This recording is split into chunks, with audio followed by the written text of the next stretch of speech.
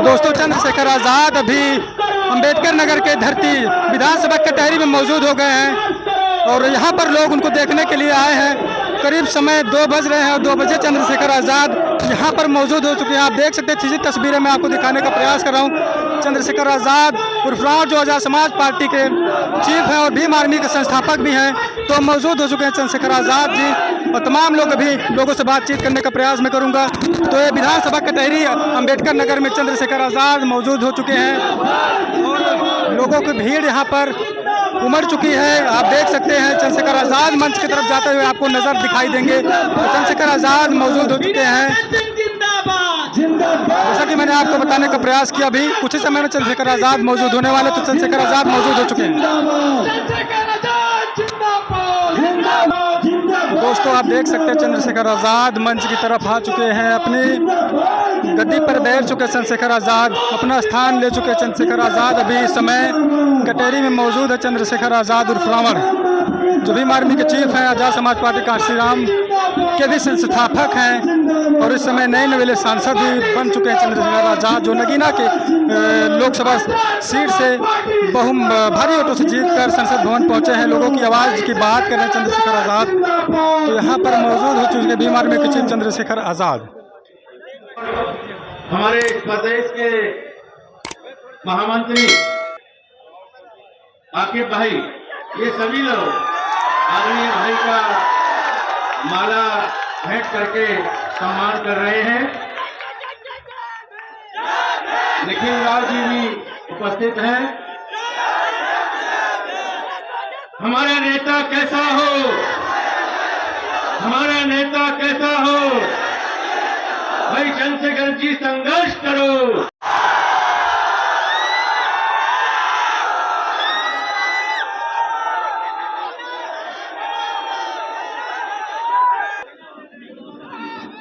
और आप सभी का बहुत बहुत आभार कि आप इतनी बड़ी संख्या में के नाम में ही और डॉक्टर बाबा साहब अम्बेडकर का नाम हो।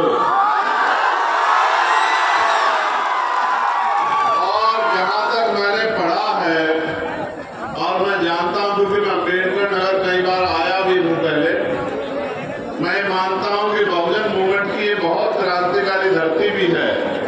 मैं आप सब लोगों को पुनः आपके पिछले संघर्ष के लिए बधाई देता हूं और भविष्य में जो संघर्ष हम लोग करना है उसके लिए तैयार करने के लिए यहां मैं आया हूं। सम्मानित मेरे प्यारे बहुजन समाज के लोगों, मैं अपनी बात को शुरू करने से पहले बहुजन समाज में जन्मे सभी संतों, गुरुओं और महान पुरुषों को नमन करता हूं। महामानव तथागत बुद्ध से लेके संत श्रोमणी सद्गुरु रविदास जी महाराज, भगवान वाल्मीकि महाराज, गुरु नानक देव, संत कबीर, गुरु घासीदास जी, नारायण गुरु, महामना और शिक्षा की ज्योति जलाने वाले राष्ट्रपिता ज्योतिबा फूले, मां सावित्रीबाई फूले, डॉक्टर बाबा साहब अम्बेडकर, सर छोटू राम, ईवी पेरियार रामा नायकर स्वामी, पेरियार यादव, बाबू जगदेव प्रसाद कुशवाहा, जननायक कपूरी ठाकुर, चौधरी महाराज सिंह भारती, महामना रामसु वर्मा, ये जो बहुत बड़ा समूह है, मैं इनसे आग्रह करूंगा कि ये टूट जाएगी बलिया, थोड़ा सा पीछे हो जाओ। और पुलिस की जरूरत नहीं पड़नी चाहिए जब हमने कह दिया, फिर तो हमारे कहते ही अपने आप हो जाना चाहिए, तभी फायदा है। अगर अपने आप 1 फीट का फासला बनाओ, 1 फीट का, तब तो फायदा है। और हमारे कहने के बावजूद कहना पड़े तो फिर बेकार। और इधर उधर हमारी ये बहनें खड़ी है, पीछे हो जाओ, पीछे हो जाओ। ये तुम्हारी जिम्मेदारी, जो हमने तुम्हें सिखाया वो सीखना चाहिए। अगर हमारी सभा में किसी भी बहन को परेशानी हो जाए तो फिर हमें अपने ऊपर सोचना चाहिए। मैं धन्यवाद दूंगा प्रदेश अध्यक्ष जी सुनील, और मैंने भी उनको सुना है निसंदेह गीत गाते हुए बड़े भाई श्रद्धेय किशोर कुमार पगला जी को, जिन्होंने आज आजाद समाज पार्टी में आस्था विश्वास जाहिर किया है। मैं उनका भी बहुत बहुत स्वागत करता हूं। सम्मानित साथियों,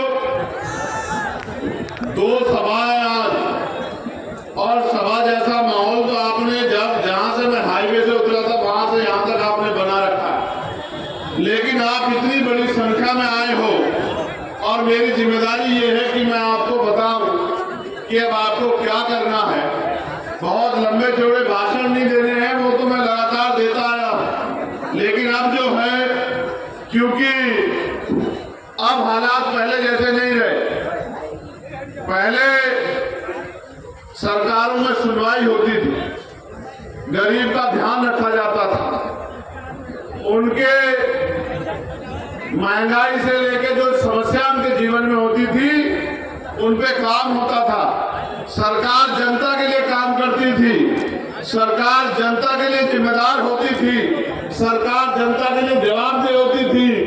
लेकिन अब की सरकारें तो अपनी पार्टी के नेता, अपनी पार्टी से जुड़े अधिकारी और चंद पूंजीपतियों के जवाबदेही सरकारें हो गई हैं। अब जो सरकारें काम कर रही हैं, न वो किसानों की जैसी हैं, न नौजवानों की जैसी हैं, न महिलाओं की जैसी हैं, न कर्मचारियों की जैसी हैं, न ही व्यापारियों की जैसी हैं, न ही गरीबों की जैसी हैं, और तो और वो कमजोर वर्गों में भी दलित, पिछड़े, आदिवासी, मुसलमान, जैन, सिख, बौद्ध, ईसाई और जो ऊंची जातियों के गरीब हैं उनके भी वो लोग हितैषी नहीं है। ऐसा लगता है कि वो मुट्ठी भर लोगों को पैसे वाला बनाने का काम कर रहे हो और तमाम गरीबों को लेबर क्लास बनाने का काम कर रहे हैं। जब हम सरकारों के फैसले देखते हैं, वो फैसले जो हमारे जीवन को प्रभावित करते हैं, तो ऐसा महसूस होता है कि सरकारें आज भी हमें इंसान नहीं मानती। अगर सरकारें हमें इंसान मानती तो हमारे बारे में सोचती। अब सोचा क्या है, अभी बजट आया सेंटर का और स्टेट का दोनों का, क्या महंगाई का कम हुई? गैस के सिलेंडर के दाम कम हुए? बिजली के दाम कम हुए? पेट्रोल डीजल के दाम कम हुए? क्या एजुकेशन का बजट बढ़ा या घटा? बताओ। एजुकेशन का बजट घटा दिया।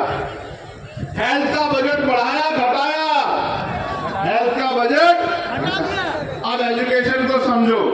मैंने कल ही पार्लियामेंट में कहा परसों कि जब पढ़ेगा नहीं भारत तो आगे कैसे बढ़ेगा बताओ। आपने एजुकेशन का बजट खत्म कर दिया। जो छात्रवृत्ति मिलती थी SC ST OBC के लोगों को, वो छात्रवृत्ति समाप्त कर दी। जो जीरो फीस के एडमिशन हो जाते थे, वो आपने जीरो फीस के एडमिशन बंद कर दिए। जब गरीब का बच्चा पढ़ ही नहीं पाएगा तो वो आगे कैसे बढ़ पाएगा, अपने परिवार को आगे कैसे बढ़ा पाएगा?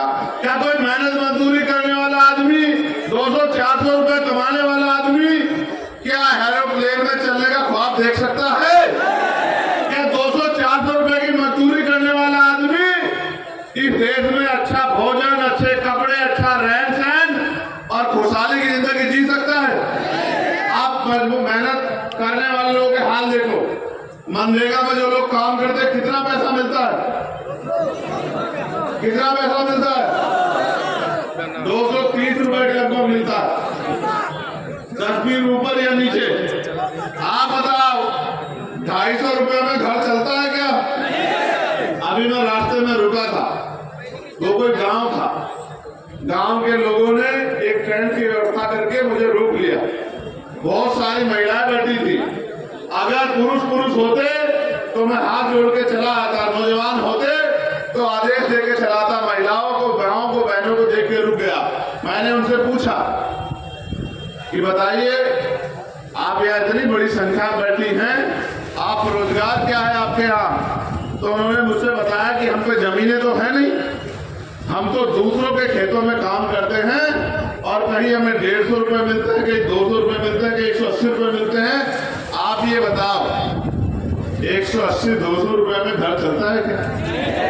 इन्होंने हेल्थ का बजट कम कर दिया। हेल्थ का बजट कम होगा तो क्या होगा? सरकारी अस्पतालों में डॉक्टर नहीं होंगे, क्योंकि डॉक्टरों को देने के लिए पैसा नहीं।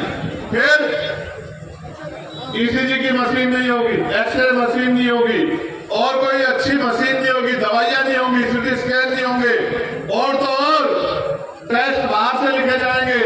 इसके कारण क्या होगा कि गरीब को अच्छा इलाज नहीं मिलेगा, और अच्छा इलाज न मिलने के कारण उसकी जान चली जाएगी, लेकिन सरकार को कोई फर्क नहीं पड़ेगा। मैंने कल ही मांग उठाई, और आप बताना मेरी मांग गलत है या सही है। मैंने कल ही मांग उठाई, गौर से सुनो, कि चाहे सुरक्षा प्राप्त अभिनेता हो या नेता हो, नेता आईडी से लेकर छोटी का हो, या फिर कोई अधिकारी हो